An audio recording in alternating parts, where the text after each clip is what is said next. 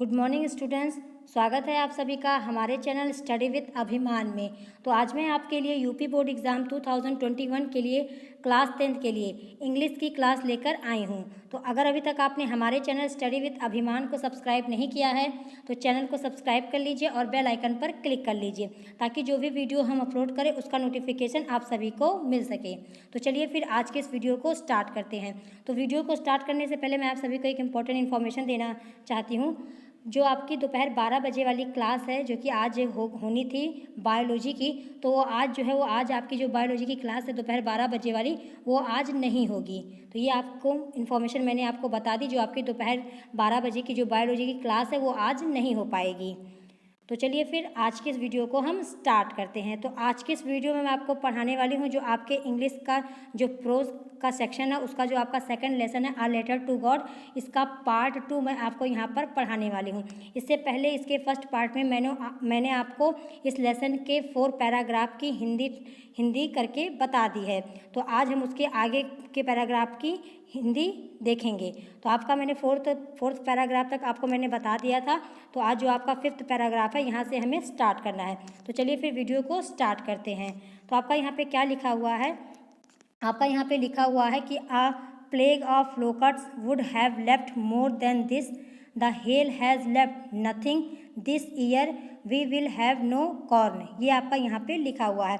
अब आपका यहाँ पे लिखा हुआ है अ प्लेग ऑफ लोकट्स। तो आपका यहाँ पे लिखा हुआ है प्लेग ऑफ लोकट्स, तो इसकी हिंदी मीनिंग क्या हो जाएगी? जो आपका यहाँ पे लिखा हुआ है इसकी हिंदी मीनिंग आपकी हो जाएगी टिड्डी दल। जो आपका यहाँ पे लिखा हुआ है लोकट्स, इसका क्या मतलब हो जाएगा? इसकी हिंदी मीनिंग हो जाएगी आपकी टिड्डी दल। तो इसको भी आपको यहाँ पर ध्यान रखना है। फिर इसके बाद आपका क्या लिखा हुआ है? इसके बाद आपका यहाँ पे लिखा हुआ है कि left more than this, the hail has left nothing this year, we will have no corn. ये आपका यहाँ पे लिखा हुआ है। तो चलिए अब इस लाइन का हम कंप्लीट हिंदी ट्रांसलेशन देख लेते हैं कि इसका कंप्लीट हिंदी ट्रांसलेशन क्या हो जाएगा। तो आपका यहाँ पे इसका हिंदी ट्रांसलेशन हो जाएगा कि एक टिड्डी दल ने हमले के बाद भी इससे अधिक बच गया होता। ये कौन कह रहा है? ये लेंचो कह रहे हैं। क्या कह रहे हैं? लेंचो कह रहे हैं कि एक टिड्डी दल के हमले के बाद भी इससे अधिक बच गया होता। ओलों ने कुछ नहीं छोड़ा, इस वर्ष हमें अनाज नहीं मिलेगा। ये आपका यहाँ पर कह रहे हैं। कौन कह रहा है? लेंचो कह रहे हैं। जैसा कि आपका यहाँ पे लिखा हुआ है कि this year we will have no corn, यानी इस वर्ष हमें अनाज नहीं मिलेगा। ये कौन कह रहा है? ये लेंचो कह रहे हैं। और आपका यहाँ पे लिखा हुआ है हेल, तो हेल का मतलब आपका हो जाता है ओले। तो इसको भी आपको यहाँ पर ध्यान रखना है। इसके बाद आपका नेक्स्ट क्या लिखा हुआ है? नेक्स्ट आपका यहाँ पे लिखा हुआ है that night was a sorrowful one. क्या लिखा हुआ है? That night was a sorrowful one. तो आपका इसका हिंदी मीनिंग क्या हो जाएगा? जो आपका ये लाइन लिखी हुई है इसका कंप्लीट हिंदी ट्रांसलेशन क्या हो जाएगा कि वह रात बहुत दुख भरी थी। जो आपका यहाँ पे लिखा हुआ है that night was a sorrowful one, यानी वह रात बहुत दुख भरी थी। इसके बाद आपका क्या लिखा हुआ है? इसके बाद आपका यहाँ पे लिखा हुआ है all our work for nothing. क्या लिखा हुआ है? All our work for nothing. अब इसका हिंदी मीनिंग क्या हो जाएगा आपका? तो आपका इसका हिंदी मीनिंग हो जाएगा कि हमारी सारी मेहनत का कोई लाभ नहीं हुआ। जैसा कि आपका यहाँ पे लिखा हुआ है, आपका क्या लिखा हुआ है? आपका यहाँ पे लिखा हुआ है कि all our work for nothing. ये आपका यहाँ पे लिखा हुआ है, यानी हमारी सारी मेहनत का कोई लाभ नहीं हुआ। ये आपका यहाँ पे लिखा हुआ है। अब इसके बाद नेक्स्ट लाइन क्या लिखी हुई है? नेक्स्ट लाइन आपकी यहाँ पे लिखी हुई है there is no one who can help us. क्या लिखा हुआ है? There is no one who can help us, यानी कोई नहीं जो हमारी सहायता करे। क्या हो जाएगा इसका हिंदी मीनिंग? इसकी हिंदी मीनिंग हो जाएगी आपकी कोई नहीं जो हमारी सहायता करे। इसके बाद क्या लिखा हुआ है? इसके बाद आपका यहाँ पे लिखा हुआ है कि we will all go hungry this year. क्या लिखा हुआ है? We will all go hungry this year, यानी हम सब इस वर्ष भूखे रहेंगे। ये कौन कह रहा है? ये लेंचो कह रहे हैं। क्या कह रहे हैं कि we will all go hungry this year, यानी हम सब इस वर्ष भूखे रहेंगे। ये आपका इसका हिंदी ट्रांसलेशन हो जाएगा। अब इसके बाद नेक्स्ट लाइन क्या लिखी हुई है आपकी? नेक्स्ट लाइन आपकी यहाँ पे लिखी हुई है कि but in the hearts of all who lived in that solitary house in the middle of the valley, there was a single hope, help from God। ये आपका यहाँ पे लिखा हुआ, क्या लिखा हुआ है? But in the hearts of all who lived in that solitary. आपका यहाँ लिखा हुआ है सोलेटरी, तो सोलेटरी का हिंदी मीनिंग क्या हो जाएगा आपका? आपका हिंदी मीनिंग हो जाएगा जो आपका यहाँ पे लिखा हुआ है सोलेटरी, तो सोलेटरी की हिंदी मीनिंग हो जाएगी आपका अकेला। क्या हो जाएगी इसकी हिंदी मीनिंग? इसकी हिंदी मीनिंग आपकी हो जाएगी अकेला। तो इसको भी आपको यहाँ पे ध्यान रखना है, जो आपका यहाँ पे लिखा हुआ है सोलिटरी, तो सोलिटरी की हिंदी मीनिंग हो जाएगी अकेला। फिर इसके बाद आपका यहाँ पे लिखा है कि house in the middle of the valley there was a single hope help from God. ये आपका यहाँ पे लिखा हुआ है। अब चलिए अब इसका हम कंप्लीट हिंदी ट्रांसलेशन देख लेते हैं कि इसका कंप्लीट हिंदी ट्रांसलेशन क्या हो जाएगा। आपका यहाँ पे लिखा हुआ है कि परंतु उन सबके दिलों में जो इस घाटी के मध्य उस अकेले मकान में रहते थे, केवल एक आशा आपकी यहाँ पर, केवल एक ही आशा थी, भगवान से सहायता। ये कौन कह रहा है आपका यहाँ पर, ये जो लैंचो है, लैंचो क्या कह रहे हैं कि परंतु उन सबके दिलों में, किनके, जो लैंचो थे और जो लैंचो की फैमिली थी, परंतु उन सबके दिलों में जो इस घाटी के मध्य उस अकेले मकान में रहते थे, केवल एक ही आशा थी, भगवान से सहायता। जैसा कि आपका यहाँ पे लिखा हुआ है, there was a single hope, यानी केवल एक ही आशा थी, हेल्प फ्रॉम गॉड, यानी भगवान से सहायता। ये आपका इसका कंप्लीट हिंदी ट्रांसलेशन हो जाएगा। अब चलिए देखते हैं नेक्स्ट लाइन क्या लिखी हुई है आपकी।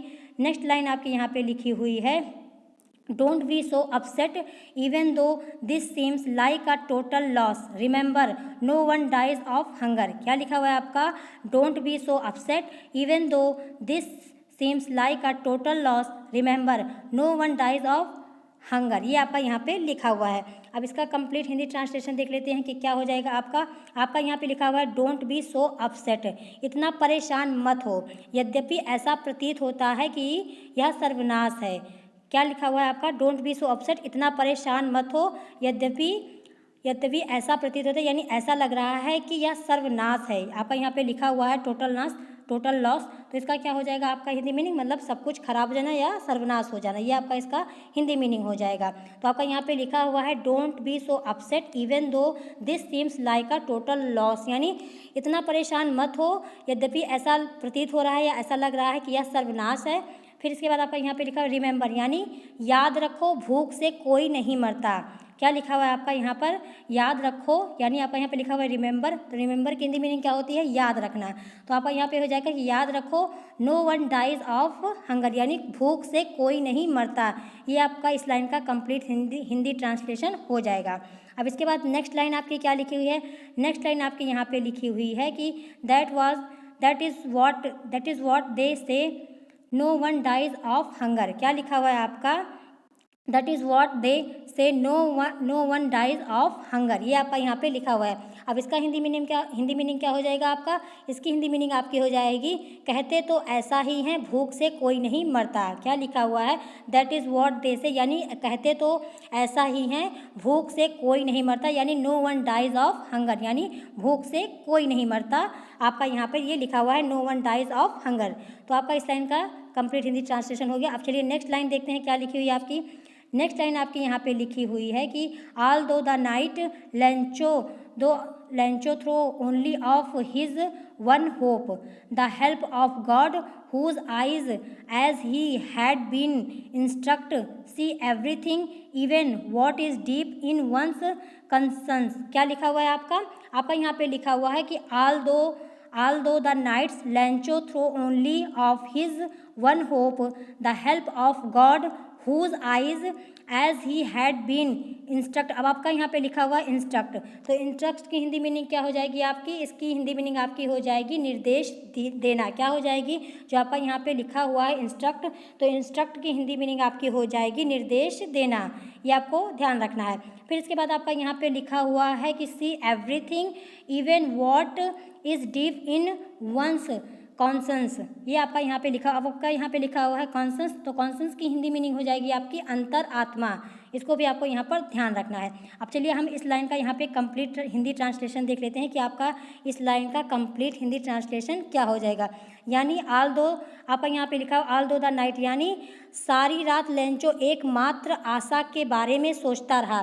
तो जो सारी रात थी उस दिन, तो उस दिन जो रात हुई थी, तो लेंचो जो है वो सारी रात एकमात्र आशा के बारे में सोचता रहा कि भगवान की सहायता, जिसकी आँखें जैसा कि उसे शिक्षा दी गई थी, सब कुछ देखती हैं। किसकी आंखें सब कुछ देखती हैं? भगवान की आंखें। ये ऐसा कौन कह रहा है? ऐसा लेंचो सोच रहे हैं। लेंचो एकमात्र आशा किसके बारे में सोच रहे हैं? उनकी एक होप क्या बची है? भगवान की भगवान से भगवान उनकी कोई हेल्प करे, ये आपका यहाँ पर लेंचो सोच रहे हैं। आपका यहाँ पे लिखा हुआ है कि भगवान की सहायता, जिसकी आंखें जैसा कि उसे शिक्षा दी गई थी सब कुछ देखती हैं, यहाँ तक कि अंतरकरण को भी। यानी जो लेंचो है वो क्या सोच रहा है? लेंचो सोच रहा है कि अब भगवान ही उसकी सहायता करेंगे, जैसा कि उससे शिक्षा दी गई थी कि भगवान जो है सब कुछ देखता है, चाहे आपका बाहर का हो या आपके अंतरकरण की यानी आत्मा की, तो सारी चीज़ें जो है भगवान देखता है, सब भगवान सब कुछ जानता है। ये ऐसा लेंचो जो है वो सोच रहे हैं। तो लेंचो की जो आशा है, लेंचो की जो होप है वो किससे है? अब भगवान से है कि भगवान उसकी हेल्प, उसकी मदद जरूर करेंगे। ये आपका इस लाइन का कंप्लीट हिंदी ट्रांसलेशन हो जाएगा। अब चलिए नेक्स्ट देखते हैं। नेक्स्ट आपका क्या लिखा हुआ है? नेक्स्ट आपका यहाँ पे लिखा हुआ है कि Lencho was an ox of a man working like an animal in the field but still he knew how to write. ये आपका यहाँ पे लिखा हुआ है। आपका क्या लिखा हुआ है कि Lencho was an ox of a man working like an animal in this fields but still he knew how to write. ये आपका यहाँ पे लिखा हुआ है। अब चलिए इस लाइन का हम कंप्लीट हिंदी ट्रांसलेशन देख लेते हैं कि क्या हो जाएगा। कि लेंचो मनुष्य होते हुए भी एक बैल था। आपका यहाँ पे लिखा हुआ है ना कि लेंचो वाज एन ऑक्स। तो ऑक्स का मतलब क्या होता है हिंदी में? इसका हिंदी में मतलब होता है बैल।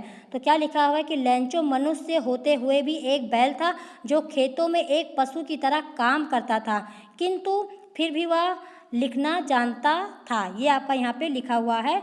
आपका इस लाइन का कंप्लीट हिंदी ट्रांसलेशन हो जाएगा still he know how to write, यानी वो लिखना जानता था। अब इसके बाद क्या लिखा हुआ है आपका?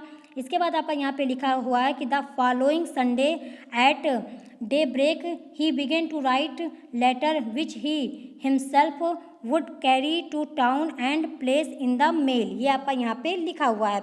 अब चलिए हम इस लाइन का कंप्लीट हिंदी ट्रांसलेशन देख लेते हैं कि क्या हो जाएगा। कि अगले रविवार को सवेरे वह एक पत्र लिखने लगा। कौन एक पत्र लिखने लगा? लेंचो। लेंचो जो है वो अगले रविवार को सवेरे एक पत्र लिखने लगा, जिसे वह स्वयं शहर ले जाकर पत्र पेटिका में डालेगा।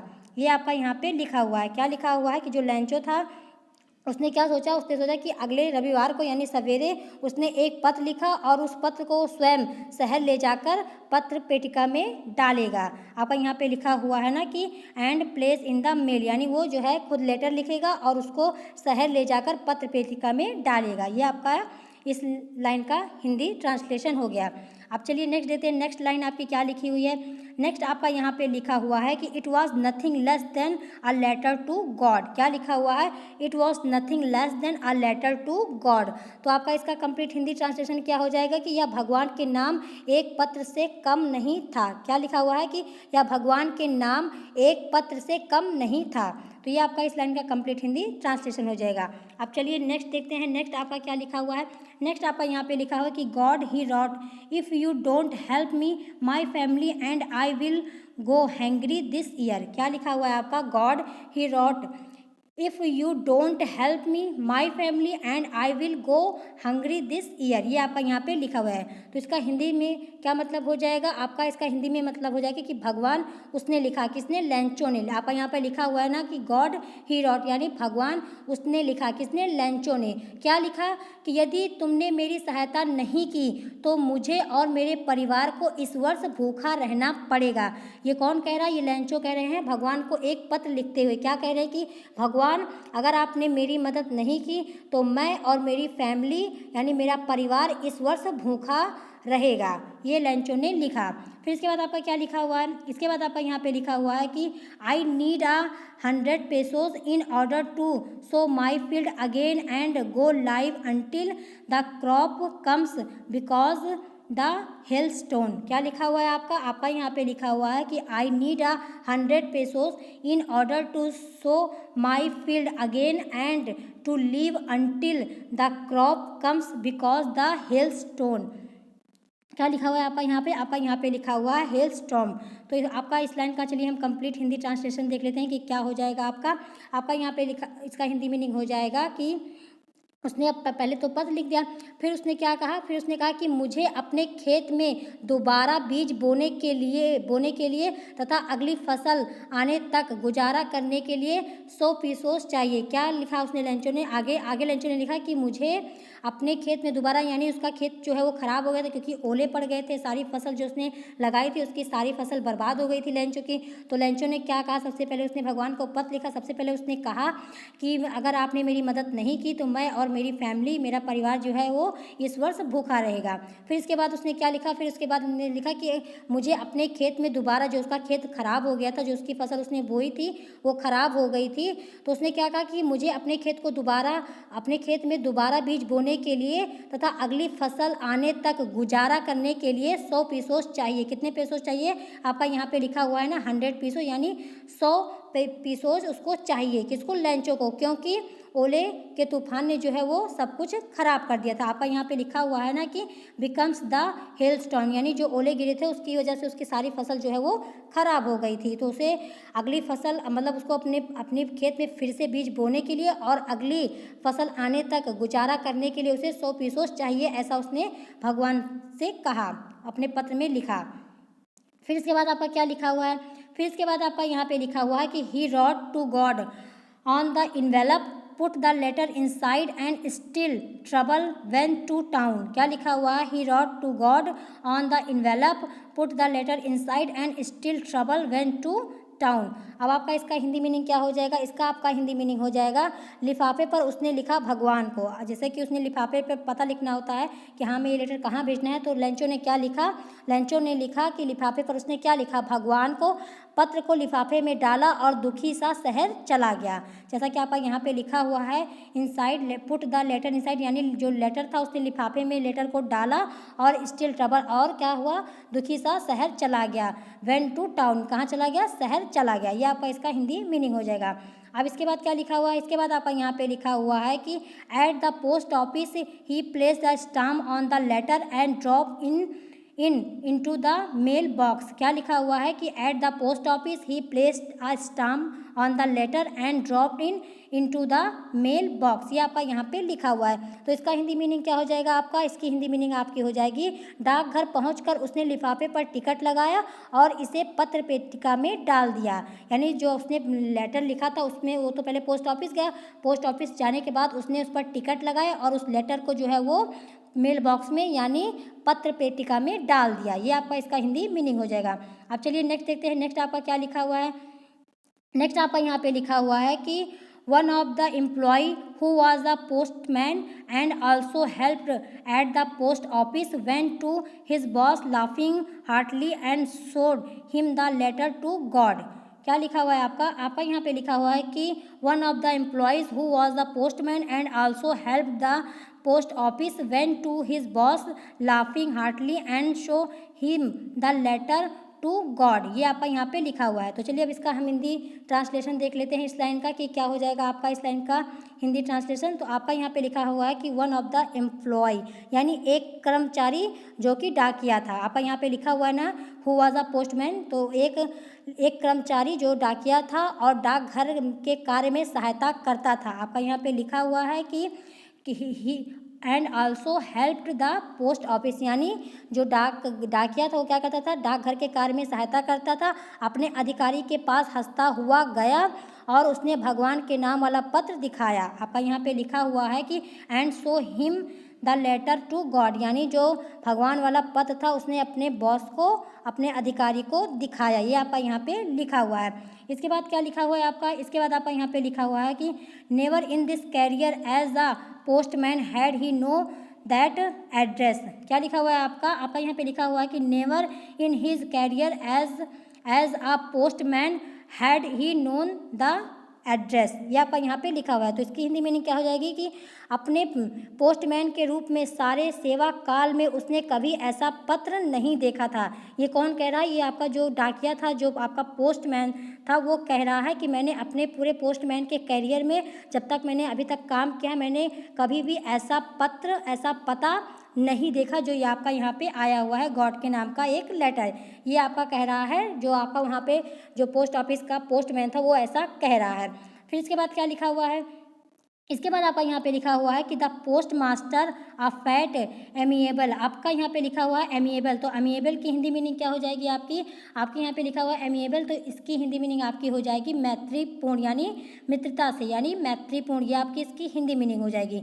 आपका यहाँ पे लिखा हुआ कि a fat amiable fellow also broke out laughing but almost immediately he turned serious and tapping the letter on his desk commented। ये आपका यहाँ पे लिखा हुआ है। तो चलिए अब इसकी हिंदी मीनिंग देख लेते हैं इस लाइन की, जो आपका यहाँ पे लिखा हुआ है कि the post master a fat amiable fellow also broke out laughing but almost immediately he turn serious and tapping the later on his desk commented. ये आपका यहाँ पे लिखा हुआ है। तो आपका इसका हिंदी मीनिंग क्या हो जाएगा कि डाकघर का एक मोटा हंसमुख व्यक्ति था, जो आपका यहाँ पे लिखा हुआ द पोस्ट मास्टर, यानी डाकपाल, जो यहाँ पर पोस्ट मास्टर थे वो एक मोटा हंसमुख व्यक्ति था। वह भी जोरों से हंसने लगा, लेकिन शीघ्र, आपका यहाँ पे लिखा हुआ इमीडिएटली, तो इमीडिएटली की हिंदी मीनिंग क्या हो जाएगी? शीघ्र, तुरंत। ये आपकी इसकी हिंदी मीनिंग हो जाएगी। तो क्या हुआ? वह भी जोरों से हंसा, लेकिन शीघ्र ही वह गंभीर हो गया और पत्र को अपने मेज पर थपथपाते हुए बोला। क्या बोला उसने? क्या कहा कि जो पत्र था, पहले तो जो आपका जो वहाँ पे पोस्ट मास्टर था, पहले तो वो भी हंसा, जो कि वो एक मोटा और हंसमुख व्यक्ति था, वो भी जोर से हंसा, लेकिन तुरंत ही वो क्या हो गया? इमीडिएटली वो गंभीर हो गया, यानी सीरियस हो गया, और उसने पत्र को अपने मेज पर थपथपाते हुए बोला। क्या बोला? क्या बोला? आपका यहाँ पे लिखा हुआ है कि नेक्स्ट लाइन आपकी लिखी हुई है कि what faith I wish I had the faith of the man who wrote this letter starting up a correspondence with God. ये आपका लिखा हुआ है। क्या लिखा हुआ है कि what faith I wish I had the faith of the man who wrote this letter starting up a correspondence with God. ये आपका यहाँ पे लिखा हुआ है। तो आपका इसका हिंदी मीनिंग क्या हो जाएगा? आपका यहाँ पे लिखा हुआ है करेस्पॉन्डेंस, तो करेस्पॉन्डेंस की हिंदी मीनिंग आपकी हो जाती है पत्राचार। क्या हो जाती है इसकी हिंदी मीनिंग? इसकी हिंदी मीनिंग आपकी हो जाती है पत्राचार। तो चलिए हम इस लाइन का कंप्लीट हिंदी मीनिंग देख लेते हैं। क्या हो जाएगा कि कितना अटूट विश्वास है। कौन कह रहा है? पोस्ट, जो वहाँ का जो पोस्ट ऑफिस का पोस्ट मास्टर था, वो क्या कह रहा है कि कितना अटूट विश्वास है, काश मुझे भी उस आदमी जैसा विश्वास होता जिसने यह पत्र लिखा है, जो भगवान से पत्र व्यवहार कर रहा है। यह आपका इस लाइन का कंप्लीट हिंदी मीनिंग हो जाएगा। और ये कौन बोल रहा है? जो वहाँ पे पोस्ट ऑफिस के जो पोस्ट मास्टर थे, वो कह रहे हैं। क्या कह रहे हैं? कि कितना अटूट विश्वास है, काश मुझे भी उस आदमी जैसा विश्वास होता जिसने यह पत्र लिखा है, जो भगवान से पत्र व्यवहार कर रहा है। तो जो वहाँ के पोस्ट ऑफिस थे, जो लैंचो ने भगवान के नाम पर पत्र लिखा था, उस पत्र को देखकर जो पोस्ट ऑफिस का जो पोस्ट मास्टर था, वो भी बहुत ज़्यादा मतलब वो हो गया कि उसको कि ऐसा कैसा पत्र आ गया कि इस इंसान को भगवान के ऊपर कितना ज़्यादा विश्वास है, काश मुझे भी इस आदमी जैसा विश्वास होता जिसने ये पत्र लिखा है। तो आपका यहाँ पर इस लाइन का इस कंप्लीट हिंदी ट्रांसलेशन हो गया। तो आज की इस वीडियो में मैंने आपको इस लेसन के जो आपके इम्पॉर्टेंट पैरा थे उसकी हिंदी मीनिंग बता दी है। तो इसके आगे भी और भी इसके पैराग्राफ हैं, तो उसको मैं नेक्स्ट वीडियो में आपको बताऊंगी। तो अगर आज की इस वीडियो में आपको कोई चीज़ ना समझ में आई हो या आपका कोई डाउट हो, तो आप कमेंट सेक्शन में पूछ सकते हैं। और अगर आज की वीडियो आप सबको पसंद आई हो, तो वीडियो को लाइक करना, शेयर करना और हमारे चैनल स्टडी विद अभिमान को सब्सक्राइब करना मत भूलिएगा। तो आज की वीडियो में इतना ही। Thanks for watching.